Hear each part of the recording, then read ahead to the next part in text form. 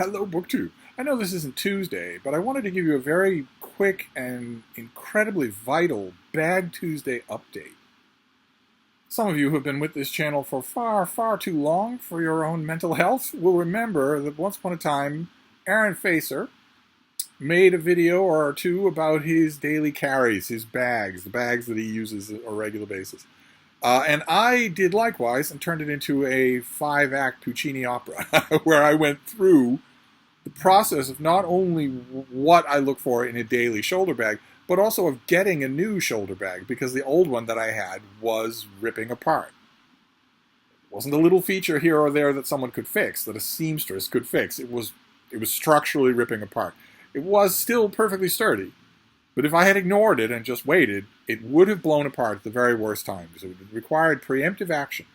So I took you through a whole melodrama of testing out different bags and discussing their pros and cons at nauseating length. And eventually, I settled on a bag. A leather shoulder bag that cost me $2 at a local charity shop. I swapped out the shoulder strap for it, and I also Frankensteined it because it came with padding. The flaps and the sides were padded with foam. I don't need that. And also it came with interior pocket dividers. So I hauled out the scissors and the razor-sharp gang knife, and you carefully pick at the stitches in an inconspicuous corner, fish your fingers up there, you can pull out all the foam. I made a whole big production out of it, and when I was done, that leather shoulder bag was perfect. And then I needed to field test it, and I did, and it is bottomless. It can take anything, just any amount of stuffing, which is what I need a shoulder bag to do. So I thought, okay, great. I will use this until it literally falls apart. And I have checked the stressor points. Shoulder bags typically have 2 main stressor points. I've checked them over and over again. They show no even tiny sign of wear. So I thought, this will probably be the shoulder bag that sees you out, stage left, feet first. And then tragedy struck. Just last week, tragedy struck. Suddenly, there was a structural flaw with that bag. The bag developed a structural flaw. And it was a bad one. I have a picture of it. I want to show it to you. I'm hoping you can make it out there. A little metal spike worked its way free of the leather piping along the ridge of the outside of the bag and was just sticking up like that right where I put my hand. Just scraping my arm, scraping my jacket, right on that thing. I guess it never occurred to me that the piping all around the outside of the bag would be reinforced. I guess I just thought it was sewn fabric, sewn leather. But no, there's metal piping all throughout there to give it its structure. I don't want it to have structure. The more structure it has, the fewer things it will fit. But there's no, unlike with the foam or the interior paddings, there's no way that I could get rid of that metal piping short of disassembling the whole bag. I don't want to do that. So I thought the worst. That thing bothered me during the whole course of a time when I was out and about, and I thought the worst. I thought I was going to have to go to my backup bag, which is this. It's a pretty good bag. I swapped out the shoulder straps, but these are fairly well sewn onto the bag, and also, see, this is one of the pressure points here, is this thing going to pull off from the body of the bag? If that happens, then you can't use it.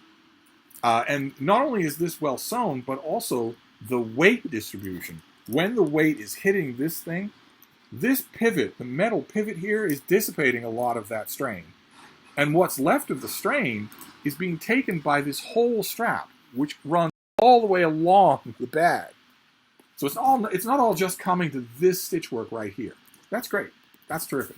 This has a back compartment that snaps shut. It has a heavy single flap that covers the whole top of the bag. And I got rid of the any interior impediments. So this is just one gaping hole. And that means it's a pretty good shoulder bag. Pretty good backup shoulder bag. It's not as good because it doesn't hold as much. It's not as big. The brown leather shoulder bag that looked like it was fatally compromised is bottomless. It holds everything, just everything. It's this thing. And it holds just everything. It has a heavy flap over the front. It has really solidly anchored divots for the shoulder strap. This is not only sewn on here, but also riveted on here. That's fantastic. That's not going to pull apart. And it shows almost no wear and tear. What's going to happen, what I thought was going to happen with this bag, is that it would just age naturally in the way that leather products tend to do. They become really neat and textured. The last one that I had, there's nothing wrong with it at all. It's still here. But it became so weathered that it started to look homeless. It started to look diseased. And you don't want that, but that takes a long time to do. It took forever for me to wear down that old bag. But I thought that I was going to have to make do with the backup bag because it had an impediment that I had not foreseen. But I reckoned without my bookstore, the Brattle Bookshop in downtown Boston. I took the bag in there, of course. It was on my shoulder. When I go into shop, I fill this thing with books when I go to the Brattle. And I complained, as I tend to do at the Brattle. I complained to Zach, my friend Zach at the Brattle, and asked him if perhaps he had, down in the basement, wire cutters. Really thick pincers that might be able to snip off that post of metal that was sticking out of this thing. And lo and behold, he did. I didn't do this myself. He did this. Look at that. Are you going to be able to make that out?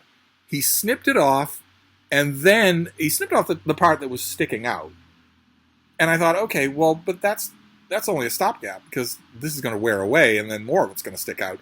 So he dug down a little deeper, half an inch deeper, and snipped out that as well. Now the leather is just naturally closing over that to stop it from scraping me or ripping my clothing or whatnot. And so this bag is saved for now. The only question I have now is about this piping itself. Now I know that this whole seam here is metal wrapped in leather. And it's stitched. It's got 2 rows of stitches, one on the inside and one on the outside. So I think it would be theoretically possible for me to just remove this. If I were really patient, you have to pluck out every stitch. I think it would be possible. I don't think it's structural because there's no component on the inside of the bag that would correspond with it. I think it's just to give structure, form to the outside of the bag. And I don't want it to have structure or form. So I think it might be possible, painstakingly, to remove this whole thing all the way around the circumference of the bag. That's my next project to ponder. Because a lot is on the line, right?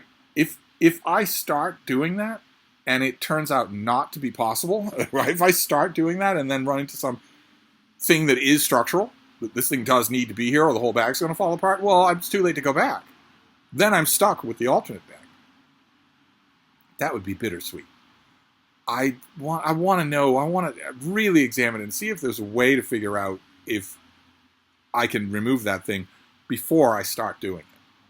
But that's a vital bag update. How could I leave you in the dark? I almost lost the use of this bag if it hadn't been for the Brattle Bookshop and their impromptu tool shed. So there you go. There's a Bag Tuesday update on a Wednesday. But I'll wrap this up for now. There's only so much excitement you can take, but I'll be back. Thank you, BookTube.